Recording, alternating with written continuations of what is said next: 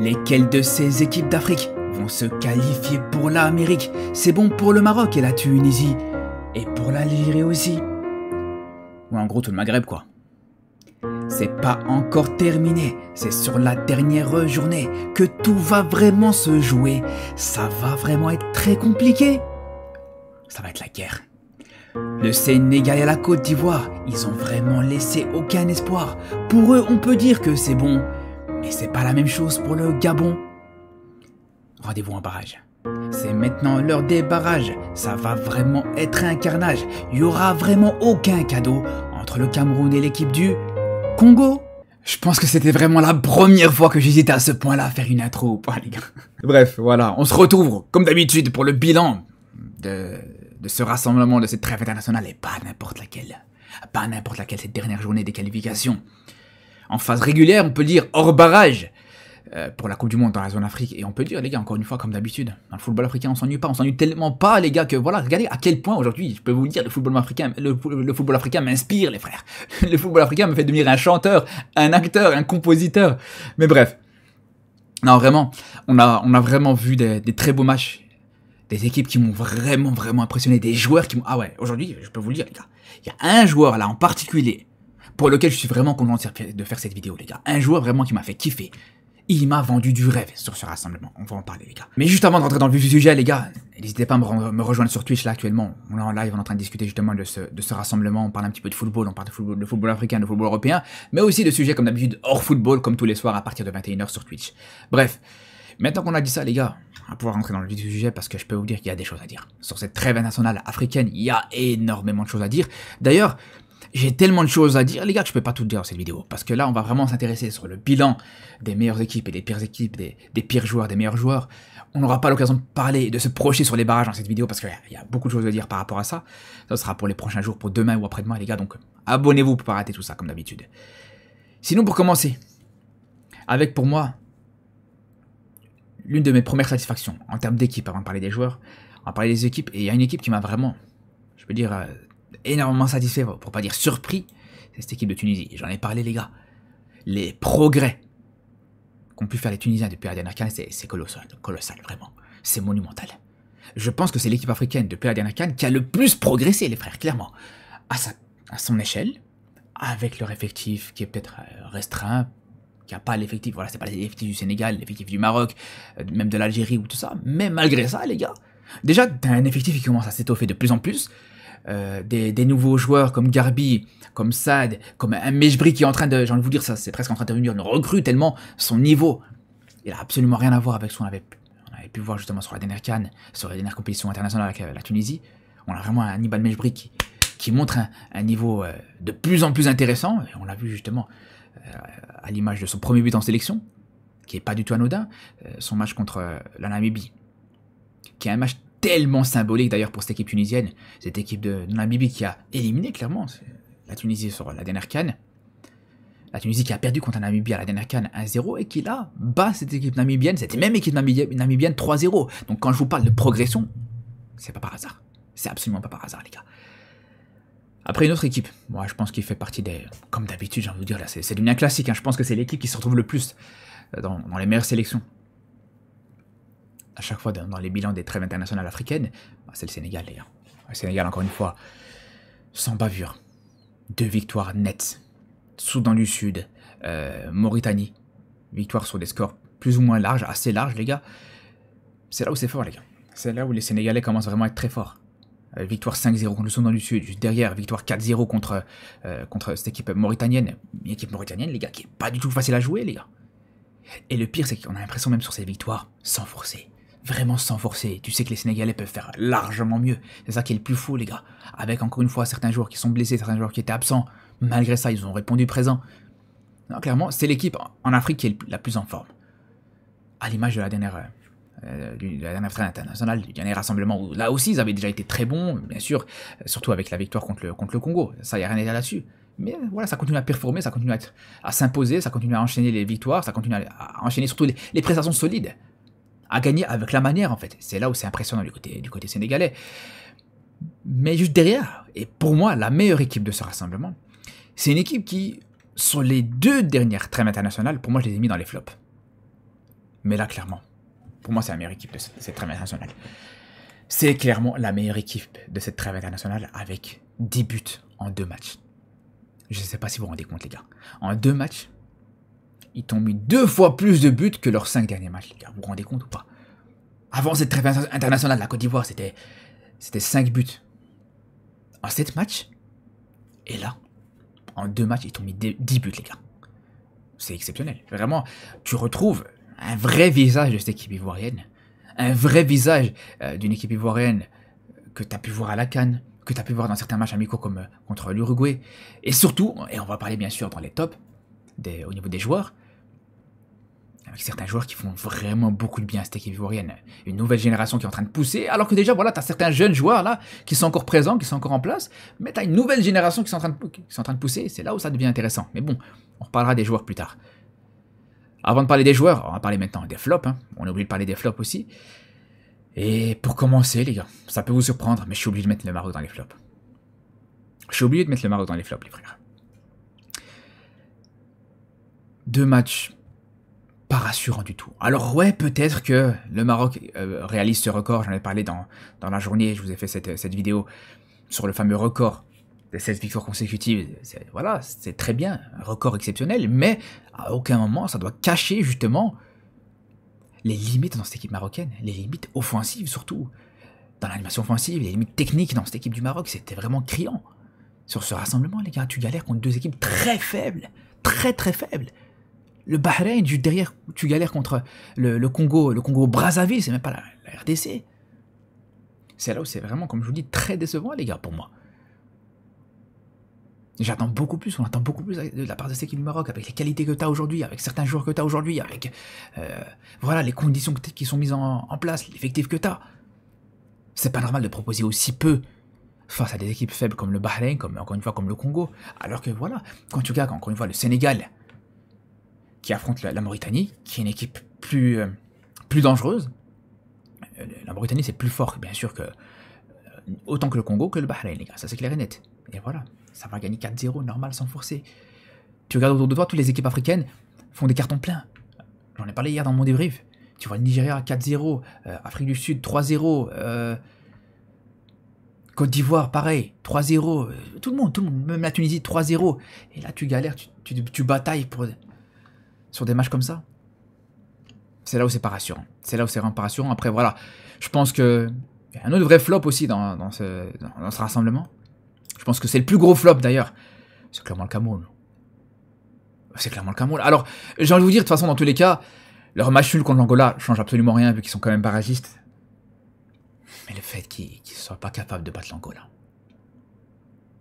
Avec là aussi un effectif camerounais qui est pas ridicule, là aussi, les frères. Un effectif de qualité. Des Eyong qui font mal au Real Madrid, qui font mal à certaines équipes de Liga depuis le début de la saison.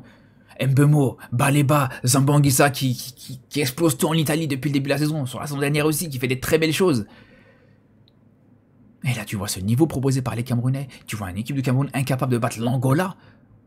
D'un Patrice Baumel qui vient juste d'arriver à la tête de cette équipe angolaise qui va accrocher le Cameroun. C'est pas normal. C'est pas normal. Alors encore une fois, c'est pas un match nul qui a beaucoup de conséquences, ça n'a même aucune conséquence.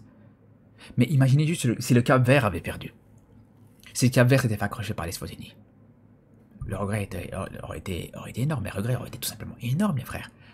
Donc franchement, là, à l'heure actuelle, bon, on parlera des barrages. Je vous dis, on parlera des barrages dans les prochains jours, soit demain, soit après-demain. Mais moi, à l'heure actuelle, quand je vois ça, mais je vois pas comment le Cameroun pourrait s'en sortir pour aller chercher une qualification en barrage. Enfin, une qualification en Coupe du Monde par les barrages. Je vois pas comment il pourrait le faire. Donc, qui dit Cameroun dit Algérie. Ouais, c'est même pas fait exprès, mais voilà. Leur destin aurait pu être lié si l'Algérie avait perdu 6-0 contre l'Ouganda. Ça aurait pu totalement éliminer cette équipe camerounaise. Mais malgré justement cette victoire algérienne, victoire sur 2 pénaltys, victoire poussive contre l'Ouganda, tu peux pas être satisfait de ça non plus. Tu peux pas être satisfait quand tu as des joueurs aussi, là aussi, des joueurs hyper intéressants, comme des Kebal, des Hadj Moussa, des joueurs comme ça. C'est pas après. C'est pas de leur faute. Bien sûr que c'est pas de leur faute. C'est la faute d'un coach qui a du mal à chaque fois à franchir ce cap, à faire confiance aux jeunes, à aligner une équipe un peu plus fraîche physiquement, un peu plus fraîche dans la dynamique. Tu vois Mahrez encore titulaire sur le dernier match, sur ce match contre l'Ouganda, un Mahrez qui, encore une fois, voilà, dès que l'adversité, elle monte un petit peu, un Mahrez qui s'éteint complètement. C'est là où c'est un vrai problème, les frères. C'est là où c'est un réel problème de la part de cette équipe d'Algérie. C'est là où, pour moi, je suis déçu de la part de l'Algérie. Alors, vous allez me dire, ouais, ils gagnent 3-0, donc c'est un peu sévère de les mettre dans les flops de ce rassemblement, vu qu'ils gagnent 3-0 contre la Somalie. Les gars, soyons sérieux 2 minutes.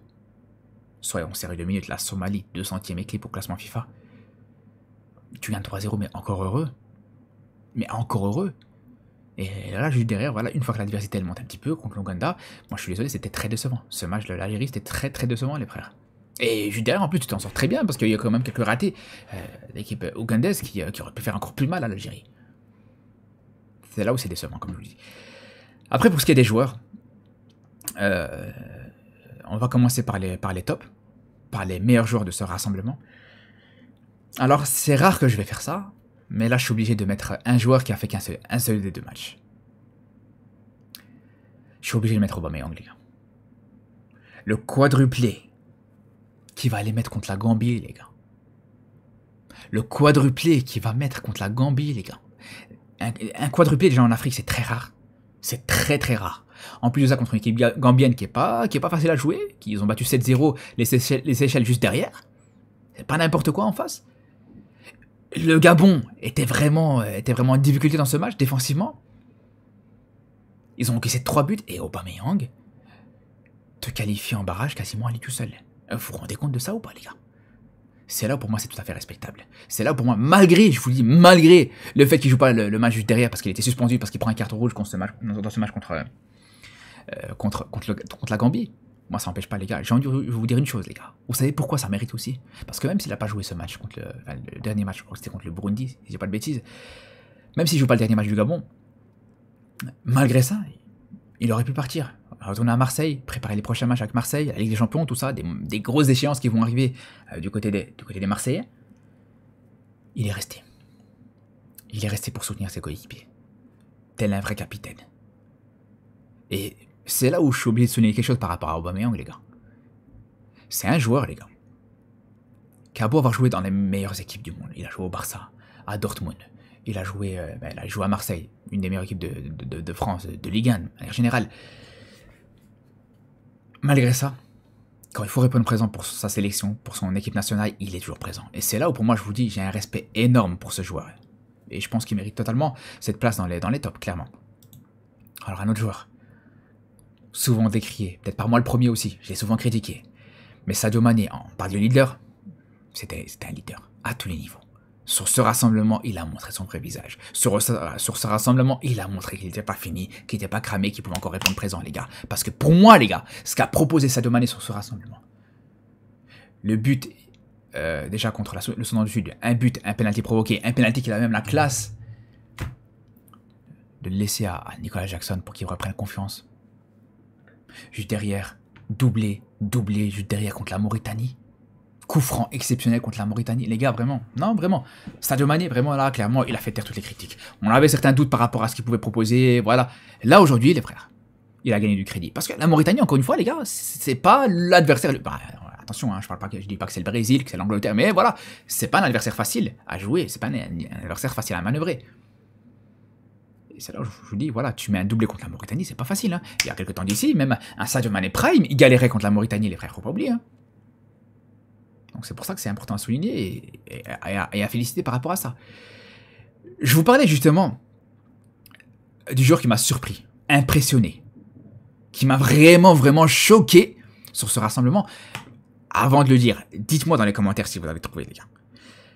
C'est un joueur qui a 18 ans, qui a fait son premier rassemblement, que je connaissais pas, je vais pas vous mentir les gars, je connaissais pas avant ce rassemblement, je l'ai découvert parce que je suis très peu le championnat allemand. C'est un des championnats que je suis le moins, avec le championnat italien, le championnat allemand, ça fait partie des championnats que je suis le moins en Europe. Et je peux vous dire, les gars, qui m'a choqué. Il m'a fait lever de ma chaise. Hier, ce match de la Côte d'Ivoire, bon, je pense que je vais pas faire durer le suspense plus longtemps, je parle de Diomandé, bien sûr, Yann Diomandé. Le match de la Côte d'Ivoire, je l'ai regardé vers quelle heure? 1h du matin, plus ou moins? Minuit, 1h du matin? Après le match du Maroc? Donc il était très tard. Je peux vous dire qu'il m'a fait crier. il m'a fait lever de ma chaise, les gars. Ah non, clairement, je vous dis, il m'a fait péter mon crâne. Le match qu'il fait hier, déjà, son match contre les Seychelles, premier match, première entrée, un but magnifique, pleine lucarne, exceptionnel. Juste derrière, il récidive dans le match contre le Kenya, mais même de manière générale. La qualité technique qu'il t'apporte à cette équipe ivoirienne dans ce match, la fraîcheur qu'il apporte, lui et Amad Diallo que j'aurais pu aussi mettre dans les tops. Ce qu'ils apportent à cette équipe ivoirienne, franchement, c'est hyper agréable à voir jouer, les gars, clairement. Clairement, les frères, vraiment, t'as une équipe ivoirienne qui est en train de franchir vraiment un nouveau cap, les gars. Après, voilà, on a gardé le sourire et maintenant on va terminer avec un petit peu la soupe à la grimace, comme on dit. Et là, je vais vous parler de certains joueurs qui m'ont vraiment déçu sur ce rassemblement. Peut-être c'est pas j'allais dire un des seuls. Le seul joueur africain, en tout cas sportivement africain, qui joue dans un club aussi grand que le Real Madrid. Un joueur qui joue dans un club à 15 Ligues des Champions. C'est pas normal qu'il propose un niveau pareil dans des matchs contre le Bahreïn et contre le Congo, les gars. C'est pas normal. C'est pas normal qu'il propose aussi peu, les frères, je suis désolé. Alors c'est vrai qu'il a pas suffisamment de temps de jeu en club, qu'il lui faut obligatoirement plus de temps de jeu. C'était obligatoire, j'en ai fait suffisamment de vidéos pour le dire et le répéter. Mais malgré ça, avec la faiblesse des adversaires, on attend beaucoup mieux de la part de Brahim. Et même Regragui, pour le coup, l'a dit en conférence de presse. Même Regragui l'a dit, il attend plus de Brahim. Donc quand tu as un joueur, le seul joueur africain qui joue dans les deux plus grands clubs d'Espagne, tu vois qui répond présent sur ce rassemblement-là contre deux adversaires très faibles, c'est pas normal. C'est que décevant. On peut le dire, les gars, c'est vraiment décevant de la part de Brahim. Et franchement, ça serait vraiment une catastrophe pour le Maroc s'il garde ce niveau-là pour la CAN. Hein. Il doit absolument se ressaisir. Ou alors espérer justement pour le Maroc qu'un autre joueur puisse se révéler, que Akomash puisse assurer et enchaîner les matchs. Mais là, c'est vraiment compliqué.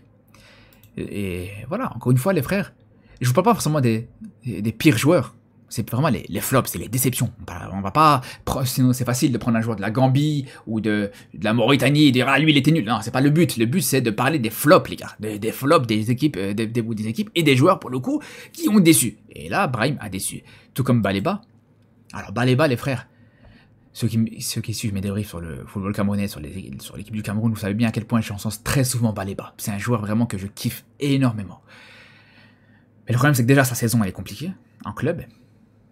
Et là, ça se montre aussi ici en sélection. Alors contre le Cap-Vert sur le dernier rassemblement, vas-y. Dans le match, il a été bon, il a fait des belles choses malgré sa grosse erreur qui a donné justement le but du Cap-Vert. Mais là, de nouveau, tu vois, le rassemblement d'après, sur les deux matchs, hein, pas que sur le match contre l'Angola, sur les deux matchs, c'est pas suffisant. Baleba, on l'entend beaucoup mieux. Un joueur qui joue en première ligue du côté de Brighton, qui fait des très belles choses, qui était en partance pour Manchester United. Alors peut-être que c'est à cause de ça, justement, que cette saison, il est un petit peu moins dedans, il est un petit peu en dessous. C'est peut-être justement parce qu'il y a ce transfert qui était avorté, qu'il l'a un petit peu déconnecté. C'est possible. Voilà, comme le transfert avorté de Jean-Michel Seri au Barça, comme beaucoup de transferts comme ça qui ont été avortés, qui ont pesé dans la tête de beaucoup de joueurs. Peut-être c'est à cause de ça, mais il faut qu'ils se ressaisissent. Ah, le Cameroun a besoin d'un joueur comme Baleba, à 100% physiquement, mentalement, techniquement, pour envisager une qualification en barrage.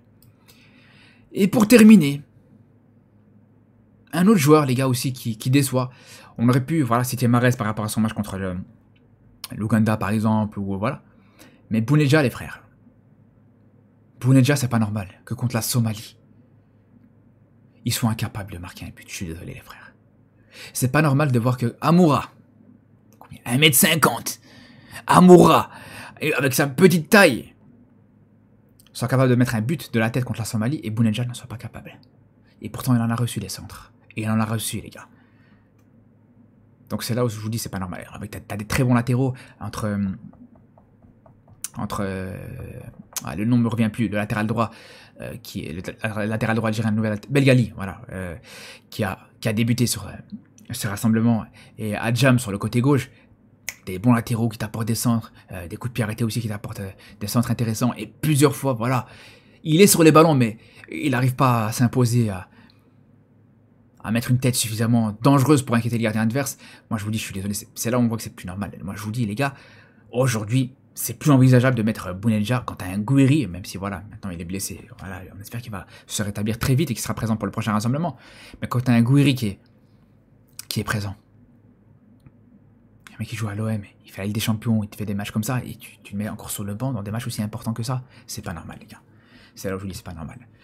Bref, en tout cas les frérots, j'espère que vous avez aimé cette vidéo. On se dit à très vite pour parler de football africain et de football européen comme d'habitude. Alors pour le football africain, il y a dans les jours qui arrivent, comme je vous dis, une vidéo sur les barrages, une vidéo aussi sur les petites dingueries qui s'est passées encore une fois sur cette trêve internationale, parce que comme d'habitude, il y a des choses qui se sont passées, sur lesquelles on va revenir, et voilà, sur le football européen, voilà, comme d'habitude, on suivra les matchs du Barça, du Real, et du PSG un petit peu aussi, comme d'habitude, en Ligue des Champions, en Liga. On se dit à très bientôt les gars, et surtout d'ici là les frères, prenez soin de vous.